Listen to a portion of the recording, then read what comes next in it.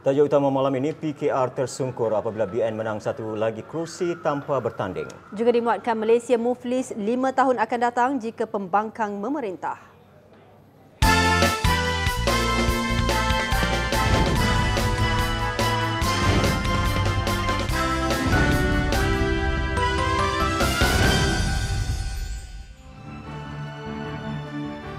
Assalamualaikum dan salam sejahtera. Parti Keadilan Rakyat hari ini tersungkur lagi apabila calonnya di Dun Gum Sabah menarik diri. Sekaligus memberikan kemenangan tanpa bertanding kerusi ke-11 buat Barisan Nasional dan ke-4 di Sabah. Muhaspa Muhammad Hassan menyerahkan notis menarik diri kepada Pegawai Pengurus Pilihan Raya P184 Limbaran Jeffrey Aman jam 6 petang tadi. Ia memberi kemenangan tanpa bertanding kepada calon BN Datuk Zakaria Idris. Sehingga kini BN memenangi 8 kerusi parlimen dan 3 DUN. Negara Muflis, itu wajah Malaysia 5 tahun akan datang jika pembangkang diberi peluang untuk memerintah dengan janji-janji manifestonya. Itu yang terfikir oleh Datuk Seri Abdullah Ahmad Badawi yang melihat manifesto sama ada dari PAS, DAP maupun Keadilan lebih kepada gimik politik untuk memancing undi. Sedangkan kesannya pihak terbabit tidak pernah ambil peduli. Menuju negara kebajikan, itu janji manis manifesto PAS. Jom ubah pula pendekatan DAP. Dan harapan baru untuk Malaysia, itu yang cuba dicipta Parti Keadilan Rakyat. Melaluinya, pembangkang berjanji menurunkan harga petrol dan diesel 30 sen seliter. Bagi Perdana Menteri, langkah itu akan mengakibatkan pertambahan suntikan subsidi sebanyak 5.4 bilion ringgit. Satu lagi janji pembangkang, menghapuskan pinjaman tabung pendidikan tinggi negara, kata Datuk Seri Abdullah, akan menyebabkan dana kerajaan berjumlah 17.2 bilion ringgit lebur. Manakala cadangan melaksanakan kadar gaji minimum akan memerlukan tambahan peruntukan pengurusan mencecah 2 bilion ringgit. Bagi Perdana Menteri, semua itu sedap didengar tetapi pelaksanaannya tidak realistik. Tindakan itu juga boleh menyebabkan ramai pelabur lari dan banyak syarikat kecil gulung tikar.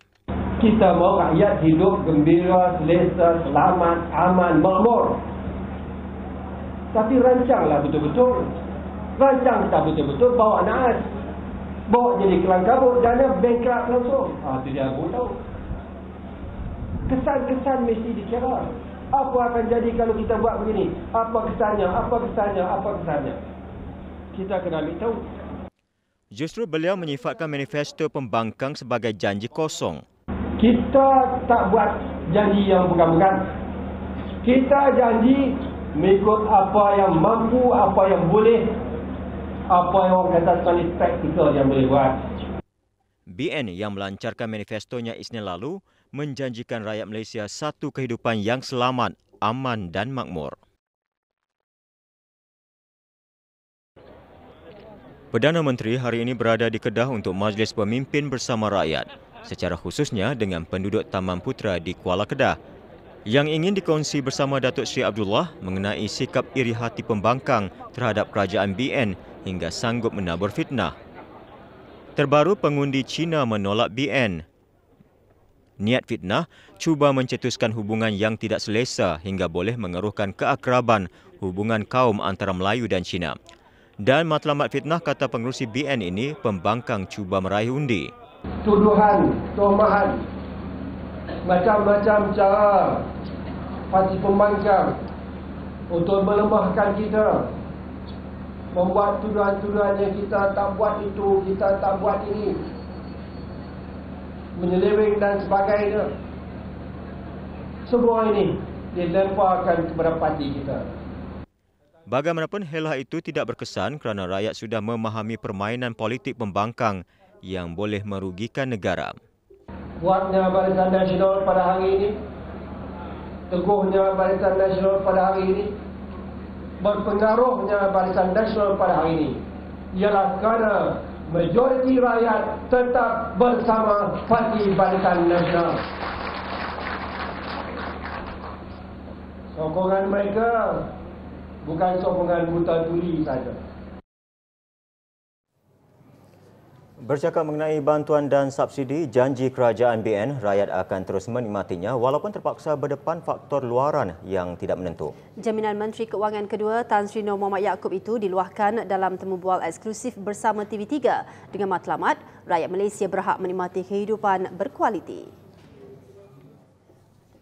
Menurut Tan Sri Nur, jumlah perbelanjaan subsidi bagi gas, minyak serta barang keperluan kerajaan mencecah RM43 bilion setahun. The indirect assistance, maybe we don't call it subsidy, the indirect assistance we give, these two items stand out. One assistance is the 29 billion that we give for education and the 9 billion that we give for health. But of course, maybe we don't want to add them up, but because the other is an assistance. But it shows that the caring nature of the government. Tegasnya, untuk memastikan rakyat tidak dibebankan susulan kenaikan harga barangan dan makanan, beberapa langkah proaktif telah diambil. Antaranya senarai barangan kawalan dan stok penimbal bagi memastikan kestabilan harga barangan keperluan. Dan kerajaan BN akan terus memberi perhatian dan memastikan golongan miskin terus diberi pembelaan.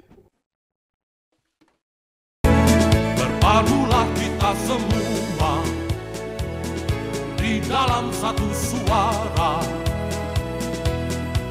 dengan teguhan merdeka mendulang budaya bangsa untuk Malaysia tercinta.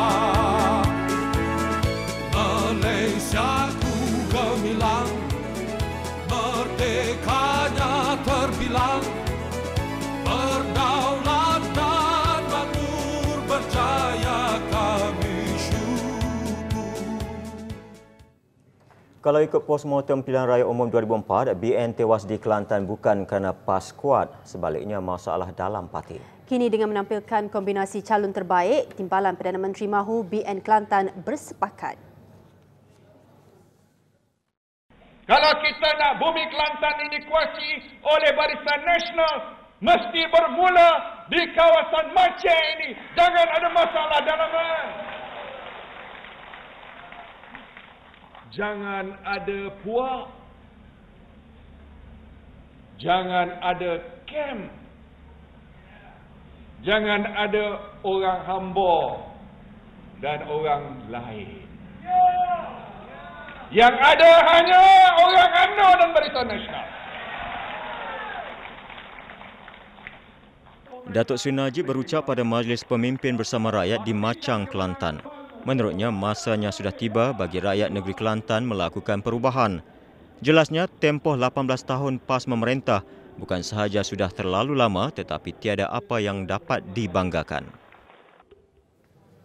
Dan sebagai Menteri Pertahanan, ini pula jaminan kepada anggota tentera. Kerajaan BN akan terus bela nasib prajurit kerana jasa disyurahkan untuk menjaga keselamatan negara tiada nilainya. Datuk Seri Najib berucap pada Majlis Perhimpunan Anggota Tentera 8 Brigade di Kem Desa Pahlawan, Kota Lanaz, Kelantan. Datuk Seri Najib berkata kerajaan telah melaksanakan pelbagai rancangan dalam menjaga kebajikan anggota tentera. Ini terbukti menerusi pelbagai insentif seperti pelarasan gaji serta mewujudkan lebih 600 jawatan baru bagi pangkat kanan. Lembaga Tabung Angkatan Tentera pula memberi dividen paling tinggi tahun lalu, 16%. Pada majlis sama, Datuk Seri Najib mengumumkan peruntukan RM1 juta untuk membaik pulih rumah kaki tangan Kem Pahlawan Kota Lanaz ini. Dan sebelum mengakhiri ucapannya, seluruh beliau mencuri tumpuan. Tuan-tuan dan puan-puan sekalian, saya tak nak apa. Tak nak apa. Cuma satu je saya nak. Faham-fahamlah. Faham-fahamlah. Ini bukan perintah Menteri Pertahanan. Ini rayuan Menteri Pertahanan.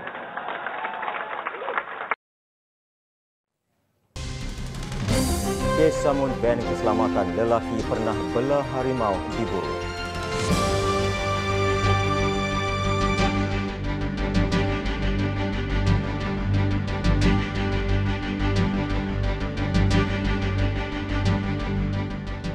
Laporan kemajuan Pulau Pinang diumum hari ini untuk membuktikan pencapaian Barisan Nasional negeri itu mampu mengotakkan lebih daripada apa yang telah dijanjikan. Di majlis sama, dakwaan negeri itu hilang daya saing sektor ekonomi juga ditepis. Semalam, 350 juta ringgit dilaburkan Motorola Teknologi Sdn Bhd bagi operasi tempatannya di Pulau Pinang dalam tempoh 5 tahun akan datang. Imbuhan itu saja bagi Tan Sri Dr. Koh sebahagian petanda jelas keyakinan pelabur. Have they visited any factories? Okay. Have they seen what is going on in all the factories in Penang? Okay. I have visited a lot of factories and I personally actually promoted a lot of them and worked with them very closely. Sehingga kini 200 syarikat multinasional dalam sektor pembuatan beroperasi di negeri itu. Tempoh 2001 hingga 2005, Pulau Pinang menikmati pertumbuhan KDNK purata 6.6%. Pelaburan diluluskan pula bernilai 16.76 bilion ringgit di antara 2004-2007. Kadar pengangguran juga rendah, manakala 200,000 penduduk bekerja di sektor pembuatan yang dinamik. Tiada apa yang baru, malah meniru. Itu komen ahli akademik mengenai intipati manifesto Parti Pembangkang DAP yang janjinya dilihat tidak lain hanya satu gimik politik. Bukan sahaja tidak tulen, malah itu antara idea tiruan dari apa yang telah dilaksanakan Kerajaan Barisan Nasional ketika ini. Telepati sebahagian daripada apa yang dipaparkan dalam manifesto tidak bersifat genuine, tidak bersifat tulen, tak dikata bukan sesuatu yang baru dan ia sebahagiannya merupakan satu manifestasi yang sedang dilaksanakan oleh pihak pemerintah sekarang. Misalnya kalau kita mengambil contoh keselamatan keluarga yang dijadikan sebagai asas utama, iaitu perkara utama yang di-highlightkan oleh manifesto ini. Jelas sekali bahawa isu-isu yang diketengahkan merupakan satu isu yang bukan baru, yang sebahagiannya sudah menjadi sebahagian daripada praktis pemerintah semasa. Dalam hal ini saya melihat bahawa apa-apa isu yang diperjuangkan seperti keselamatan keluarga, alam sekitar, rasuah, kenaikan harga barang, pengangkutan awam, semuanya telah dilaksanakan dengan jayanya oleh kepimpinan Barisan Nasional. Janji manis DAP juga dilihat tidak realistik dan hanya mahu memancing pengundi di atas pagar. Dalam hal ekonomi dan mutu kehidupan lebih baik, mereka menjanjikan bonus 6,000 kepada keluarga yang berpendapatan tahunan 6,000 setahun. Ini merupakan satu yang agak dikatakan janji manis, ya. Yang kalau kita lihat dalam manifesto ini perinciannya iaitu memberi bonus Malaysia sehingga 6,000 untuk keluarga yang berpendapatan 6,000 ke bawah setiap tahun. So ayat atau frasa ini merupakan satu frasa yang amat mengelirukan, dan arti kata 6,000 setahun ke bawah itu merujuk kepada bulanan ke ataupun pendapatan tahunan 6,000 keluarga. Ini merupakan satu yang sukar diterjemahkan dalam realiti. Pemberian bonus 6,000 setiap tahun tu kepada golongan miskin sehingga 6,000 bagi saya satu yang ideal, tetapi hanya atas kertas kerana sukar dijayakan kerana banyak faktor-faktor lain. Kita lihat dari segi pendapatan, faktor ekonomi, dan dalam hal ini RM6,000 satu jumlah yang begitu besar, dan saya rasa ini tidak masuk akal. Beliau juga turut ditanya mengenai ikrar carian global untuk membawa ahli-ahli terkemuka dunia bagi memimpin institusi pengajian tinggi negara. Sebenarnya kita perlu memastikan bahawa intelektualisme di Malaysia ini perlu kita suburkan, dan dengan membawa ahli-ahli pakar dunia ini pun juga kadang-kadang menimbulkan banyak persoalan. Apakah agenda sebenar mereka ataupun hanya bersifat sementara. Dua lagi ahli akademik menyifatkan manifesto sama sebagai tidak realistik. Jadi masyarakat dan rakyat akan percaya kepada janji sekiranya janji itu realistik, munasabah dan masuk akal. Yang bersifat janji yang tidak mungkin dilaksanakan. Ya, kerana kalau mereka berjanji untuk sesuatu yang dilaksanakan, tidak mungkin mereka mewujudkan manifesto yang sedemikian rupa. Kerana ini dengan jelas akan menjejaskan, melumpuhkan ekonomi negara. Majoriti masyarakat kita mempercayai bahawa ISA masih diperlukan. Bahkan saya melihat ada negara yang tidak pernah ada ISA mengambil langkah untuk mewujudkan ISA. Begitu sekali. Dalam pada itu, Greek walaupun berada jauh dari Lembah Kinta terus menjadi tumpuan pelabur. Kekayaan hasil buminya dengan buluh menjadikan ia tarikan utama pelabur India melabur 60 juta ringgit membina kilang tenaga bio. Siapa sangka habuk buluh boleh menghasilkan bahan api, tetapi itulah yang akan diproses di kilang ini. Ia diusahakan oleh syarikat Syria Renewables Malaysia Sdn Bhd. Kerajaan negeri melalui Perbadanan Kemajuan Negeri Perak telah memperuntukkan lebih 30,000 hektar kawasan pengambilan buluh liar di Greek untuk bekalan bahan asas. Jadi tak mungkin dia boleh supply untuk Greek, jadi dia akan tukarkan gas ini kepada biofuel yang akan dijual ke pasaran Eropah. Dan pembinaan infrastruktur sedia ada dari Greek ke pelabuhan di Pulau Pinang ternyata memudahkan pelabur mengeksport keluaran kilang ini. 3 produk yang bakal dikeluarkan ialah Bio-Allied Carbon Credit, Bio-Briquettes dan Bio-Pellets. Dan bagi penduduk Greek, mereka boleh tersenyum kerana sudah tentu ada limpahan ekonomi lain. Dan jika Pulau Pinang ada monorail, Melaka pula akan ada Aerorail dalam tempoh 4 tahun. Sistem transit bandar Aerorail bernilai 1.8 bilion ringgit itu adalah yang pertama di rantau ini. Majlis Pecah Tanah dilancar Ketua Menteri Melaka Datuk Seri Muhammad Ali Rostam siang tadi. Gerabak penumpang Aerorail bergerak dari stesen ke stesen menggunakan trek kabel gantung seperti kereta kabel. Sistem Aerorail akan meliputi jarak sepanjang 18.4 km. Perjalanan Aerorail akan bermula dari stesen pertama iaitu berhampiran Tol Air Keruh. Pada masa yang sama, sebanyak 10 buah hotel bertaraf 4 bintang akan dibina di tapak-tapak stesen Aerorail. Keseluruhan projek itu dijangka mewujudkan lebih 5,000 peluang pekerjaan selain peluang niaga kepada peniaga dan usahawan tempatan. Detik Niaga dibawa khas oleh Bank Rakyat, bank pilihan anda. Ekonomi Malaysia sekali lagi mencatatkan pertumbuhan kukuh dengan KDNK mengembang 7.3% bagi suku keempat 2007. Prestasi memberangsangkan itu berikutan permintaan dalam negeri yang teguh didorong aktiviti perbelanjaan penggunaan dan pelaburan swasta yang kukuh. Dalam satu kenyataan, Bank Negara berkata pertumbuhan memberangsangkan itu turut diperteguhkan dengan perbelanjaan sektor awam yang terus meningkat. Secara keseluruhannya, bagi tahun 2007, KDNK benar meningkat 6.3%.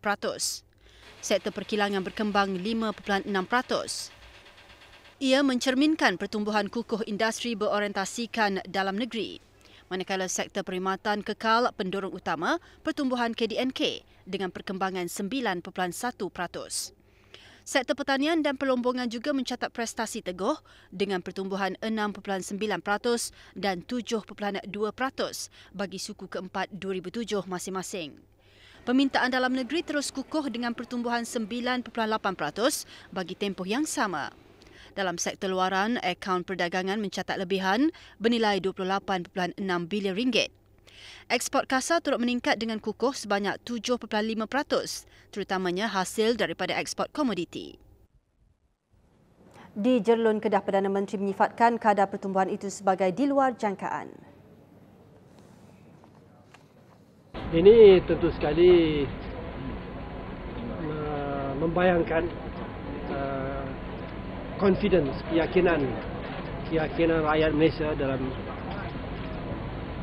terhadap ekonomi negeri dan juga pelabur-pelabur, peniaga-peniaga dan pengusaha-pengusaha dari luar.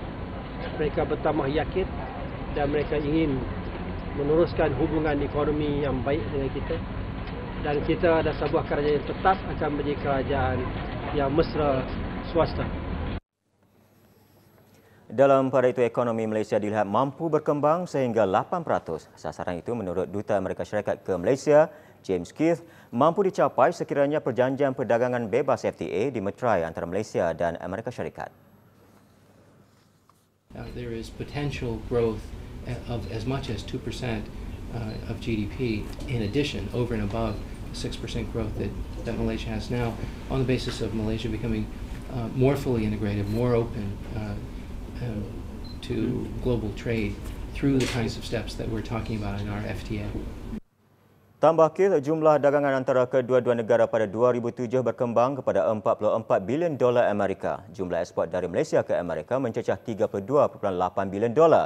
Import dari Amerika pula ke negara ini menjangkau $11.7 bilion. Malaysia katanya adalah rakan perdagangan ke-16 terbesar bagi Amerika tahun lepas. Manakala Amerika pula rakan perdagangan terbesar Malaysia. Rundingan FTA Malaysia-Amerika Syarikat masih berlangsung. Asas ekonomi yang kukuh mampu menebat Malaysia dari terkena tempias luaran. Menurut Pengerusi Suruhanjaya Sekuriti, Datuk Zarinah Anwar, ia kerana pasaran modal negara disokong ekonomi yang mapan selain langkah proaktif kerajaan bagi melindungi dan seterusnya menganjak pasaran berkenaan. Not to mention, of course, the many initiatives that the government has taken, for example, to strengthen the government-linked companies, the launch of the various growth corridors, which will provide further opportunities, for both issuers and investors. Semua asas yang kukuh itu katanya akan membantu pasaran modal negara mengharungi cabaran persekitaran global.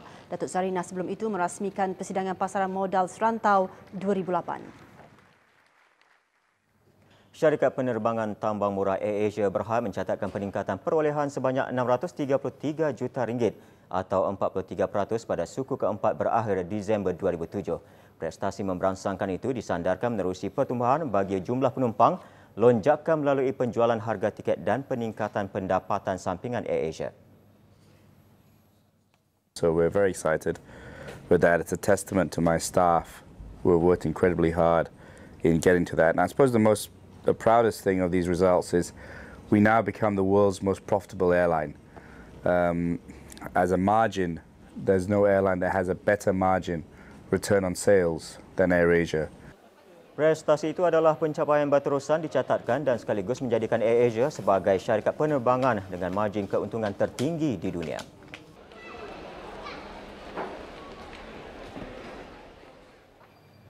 Seorang lelaki yang pernah menarik perhatian negara 4 tahun lalu kerana membela seekor harimau di rumahnya di Bukit Selambor, Kedah kini dicari. Zaitun Arsyad, 56 tahun, disyaki terbabit kes rompakan van keselamatan di Gurun 5 Februari lalu yang menyebabkan lebih RM3 juta hilang.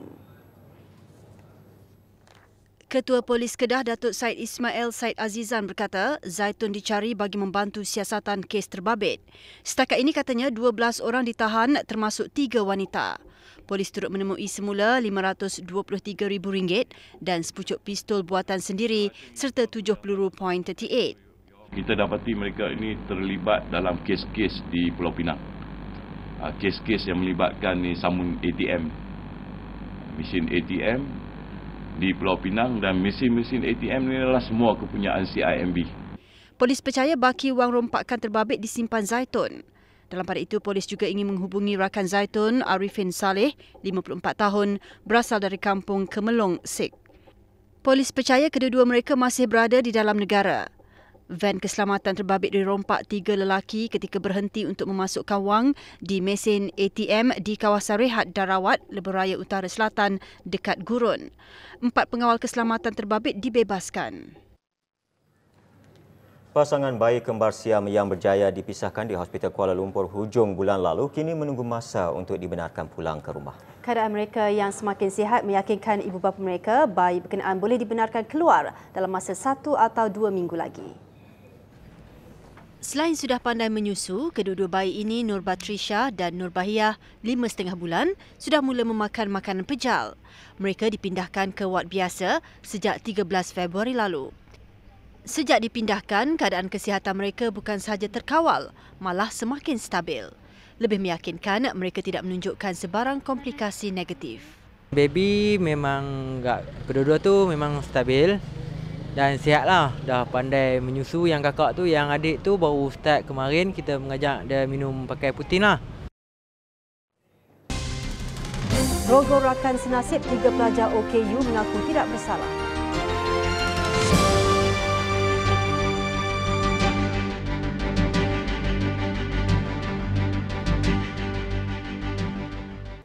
Satu pendekatan agresif kumpulan terdesak, itu reaksi Perdana Menteri di Jerlun Kedah petang tadi mengenai satu insiden kekecohan di Lunas malam semalam.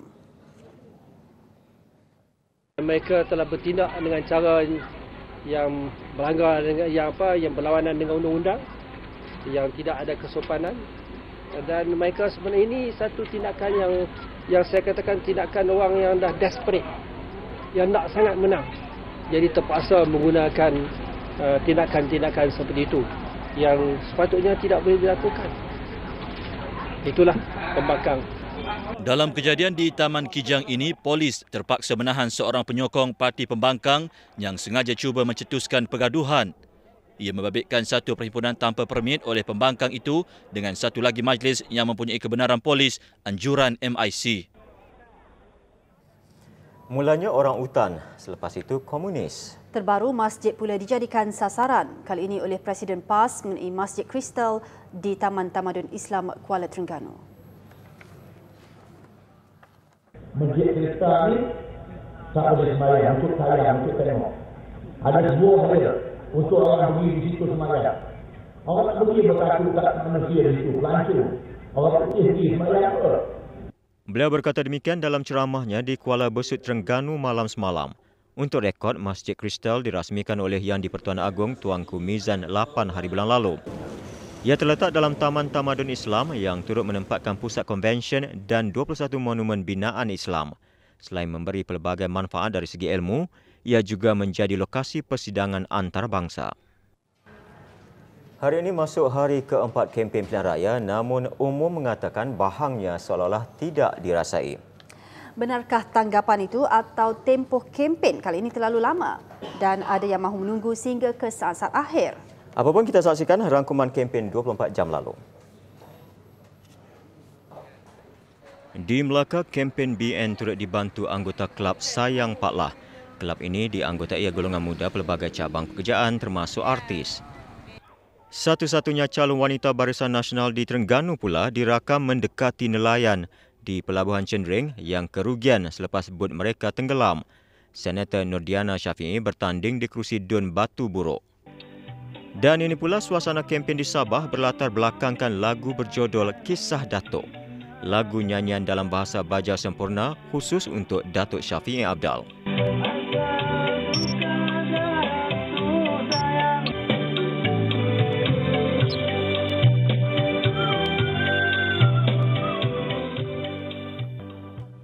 Dan ini pula rangkuman komen isu berbangkit yang menarik lensa kami sepanjang 4 hari berkempen. Barisan Nasional boleh membawa pembangunan, kesejahteraan kepada rakyat, dan apa yang pembangkang boleh bawa. Selalu dulu pemimpin kita kata pembangkang ni CCND. Constantly critical, negative and destructive. Sentiasa cakap-cakap saja. Dia tak boleh buat. Dia tidak boleh buat. Nak turun harga minyak dengan apa? Syarikat minyak ni dia punya duty nak macam mana nak diras-laraskan. Takkan dia tak tahu dia. Kerana mungkin dia dah sedar sekarang ni PAS tak akan lepaskan kerusi mereka kalau dia nak pun. DAP pun lepas bertungkus lumus nak menangkan calon mereka, kalau menang pun tak akan berikan pada mereka. Jadi itulah satu-satunya kursi. Saya tidak tahu selama-lama ini dia tidur ke atau dia bukan ada di negara ini untuk melihat sendiri. Mesti rancang. Nak buat apa ke Gombau ni? Nak buat airport? Buat. Tak kisah dah kan? Apalah salah pula? Apalah guna kita bawa menantu Perdana Menteri balik ke Gombau? Kalau setakat mengambilkan boreh, orang lain pun boleh, kan? Dan kini tinggal 10 hari menjelang hari mengundi pada 8 Mac. Untuk mendekati kempen yang berjalan, kita bersiaran langsung bersama Izwan Azhar Saleh di lokasi. Silakan Izwan. Terima kasih rakan-rakan di Sri Pentas. Salam sejahtera. 8 hari menjelang hari pembuangan undi pada 8 Mac ini, saya percaya kempen sedang rancak berlangsung di serata penjuru tanah air, dan pada malam ini secara langsung kami bawakan kepada anda bingkisan dari kempen yang sedang dijalankan di Ibu Negara, lebih tepat lagi di Desa Pandan, Kuala Lumpur ini. Pada malam ini dijangkakan ahli calon Parlimen Titi Wangsa, Dato' Aziz Jamaluddin Tahir dijangka akan menemui para pengundinya di kawasan ini untuk memberikan perkembangan kepada ataupun apa yang akan dibawakan jika mentadbir kawasan ini kelak. Dan pada malam ini tidak melibatkan Dato' Aziz seorang sahaja kerana kami turut difahamkan pihak Kementerian Perdagangan Dalam Negeri dan Hal Ehwal Pengguna akan turut membawakan ceramah mereka di kawasan ini.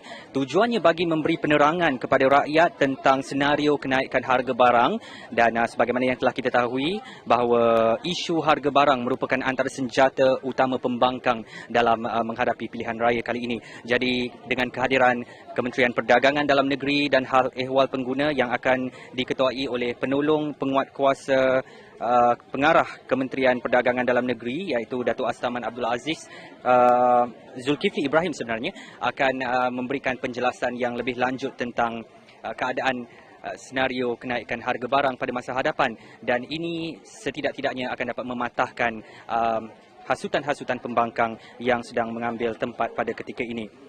Jadi di kawasan ini sahaja kita masih menunggu kehadiran penceramah pada malam ini. Dato' Aziz Jamaluddin Tahir sendiri saya difahamkan masih lagi berada di luar sana untuk bersalam-salaman dengan penduduk-penduduk tempatan sendiri, kerana beliau dijangkakan akan menemui penduduk sebelum hadir sendiri ke tapak ceramah malam ini untuk memberikan kempen. Dan sebentar sahaja lagi Encik Zulkifli Ibrahim akan memulakan ceramah daripada pihak KPDN dan HEP. Dengan itu sekian dahulu laporan saya dari di Kampung Pandan, Kuala Lumpur ini. Kita kembali ke Sri Pentas bersama rakan-rakan setugas. Terima kasih Izwan. Teruskan bersama berita utama antaranya. Gempa bumi gegar utara London.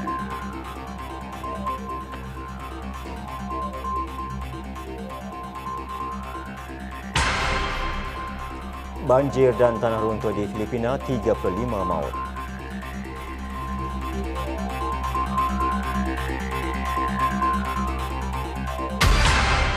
Gempa bumi berukuran 5.3 pada skala Richter menggegarkan Britain jam 1 pagi waktu tempatan atau 9 pagi tadi waktu Malaysia. Gegaran yang berpusat 200 km di utara London itu paling kuat pernah melanda Britain dalam tempoh lebih 2 dekad lalu. Pusat Kajian Geologi Amerika Syarikat meletakkan gegaran dicatat pada 4.7 skala Richter. Kesan gempa turut dirasai seluruh England dan selatan Scotland. Kali terakhir gempa melanda Britain pada 1984 dengan kekuatan 5.4 pada skala Richter di utara Wales. Britain menerima 200 gegaran setiap tahun, namun hanya 10% dengan kekuatan yang dapat dirasai penduduk. Gegaran dengan kekuatan 5 skala Richter boleh mengakibatkan kerosakan harta benda. Banjir dan tanah runtuh yang melanda timur dan selatan Filipina sejak beberapa hari lalu sehingga kini mengakibatkan sekurang-kurangnya 35 penduduk terkorban. Bencana itu turut menyebabkan ratusan ribu mangsa lain kehilangan tempat tinggal. Akibat runtuhan tanah, laluan jalan raya terhadang, deretan pokok ranap manakala harta benda penduduk musnah. Menurut Majlis Kendalian Bencana Filipina, banjir besar yang disebabkan hujan lebat menenggelamkan 8 wilayah dan menyebabkan beberapa laluan jalan raya serta jambatan terputus hubungan. Turut musnah kemudahan prasarana dan tanaman yang dianggarkan berjumlah lebih 24 juta dolar Amerika. Kebanyakannya di Pulau Leyte dan Samar, 570 km tenggara Manila. Susulan kejadian, pihak berkuasa memindahkan penduduk keluar dari kawasan bencana. Omri Sharon, anak lelaki bekas Perdana Menteri Israel Ariel Sharon, hari ini mula menjalani hukuman penjara 7 bulan setelah mengaku bersalah mengumpul dana secara haram bagi membiayai kempen pilihan raya bapanya untuk memenangi kepimpinan Parti Likud. Ariel Sharon yang koma sejak 2 tahun lalu akibat serangan angin Ahmar ketika berkuasa turut disiasat bagaimanapun tidak dikenakan tuduhan. Mahkamah Tel Aviv meneruskan penetapan hukuman penjara biarpun rayuan dibuat agar hukuman diringankan berikutan keadaan bapa Omri. Omri 43 tahun menjalani hukuman sehari selepas bapanya menyambut ulang tahun kelahiran yang ke-80.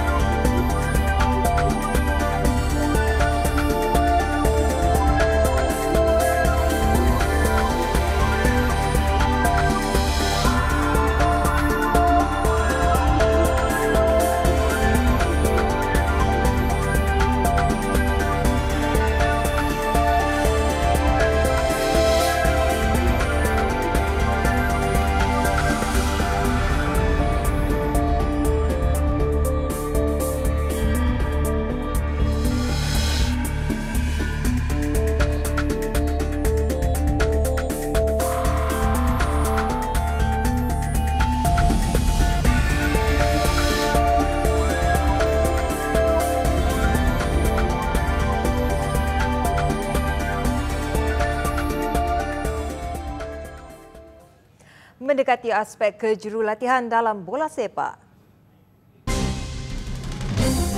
Juga episod malang bintang bola keranjang China Yao Ming meniti detik suram menjelang Sukan Olimpik di negara sendiri. Nantikan sukan.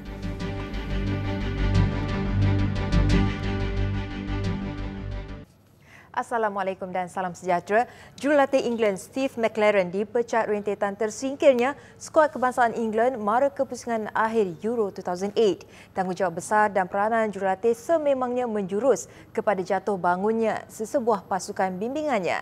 Segmen Satu Matlamat malam ini menyelami kepentingan aspek itu.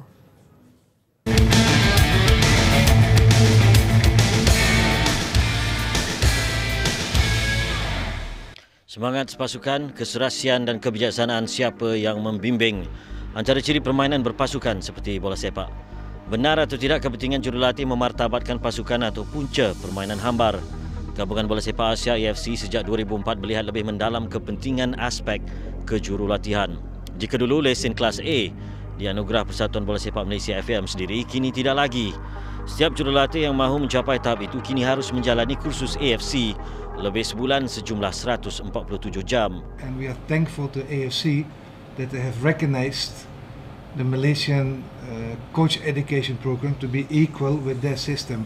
That means all our coaches are recognized within the AFC recognition, and that means they can work all over the world.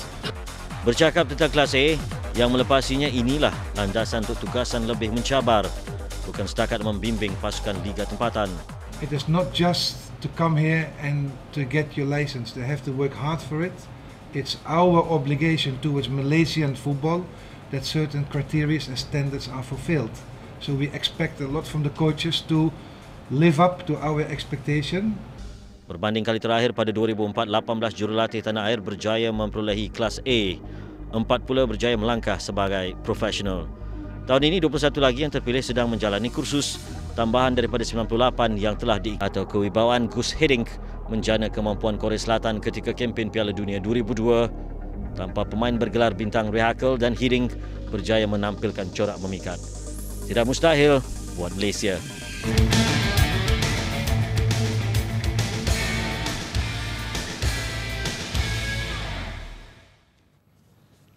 Sering digandingkan dengan pelakon popular Jackie Chan dalam iklan mempromosi Sukan Olimpik Beijing, kecederaan pada bahagian buku lali mungkin menyebabkan Yao Ming tidak dapat beraksi pada tamasya itu.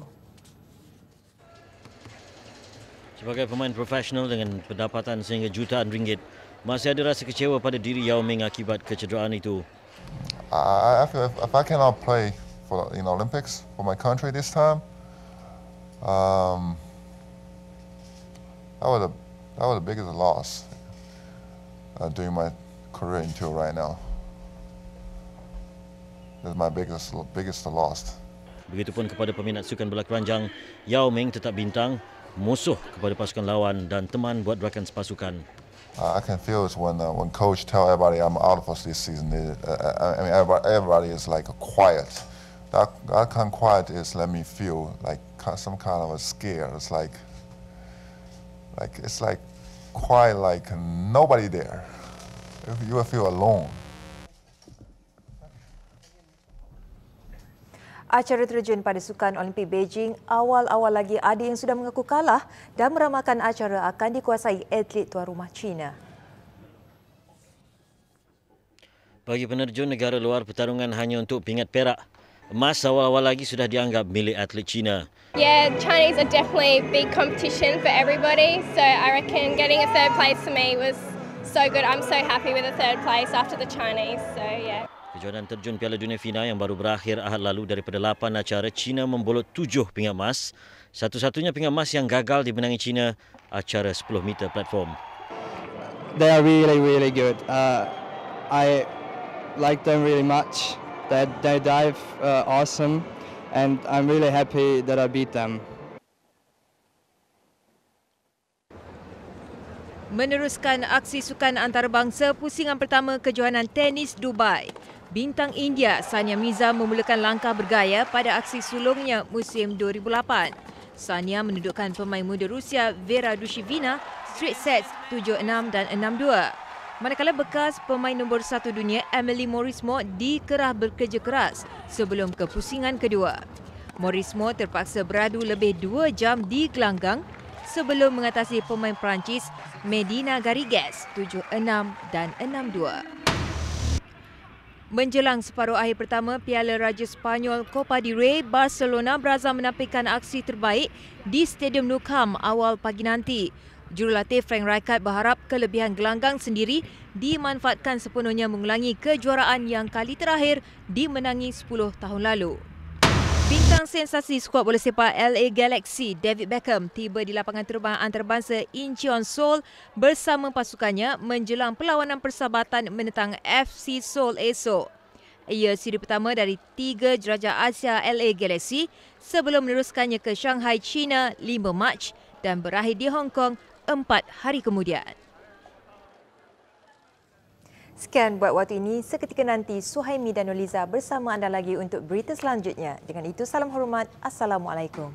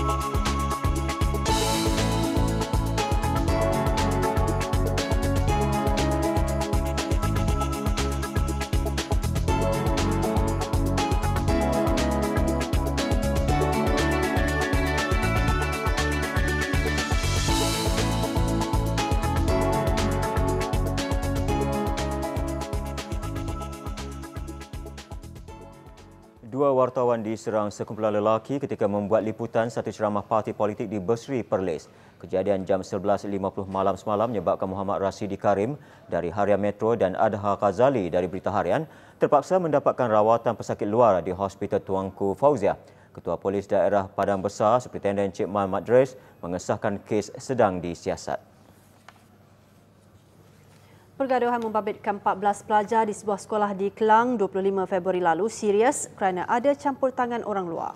Sebagai hukuman, semua pelajar terbabit diwajibkan mengikuti kursus kenegaraan. Ingkar arahan itu, mereka akan dibuang sekolah. Timbalan Menteri Pelajaran Datuk Noh Omar siang tadi bersemuka dengan pelajar berusia antara 14 dan 16 tahun itu. Semua pelajar ini katanya dikenal pasti terbabit dalam beberapa pergaduhan sejak Oktober tahun lalu. Ia termasuk 3 dalam kelas manakala 1 di luar sekolah. Pergaduhan 2 hari lalu bermula daripada pergaduhan kecil akibat salah faham.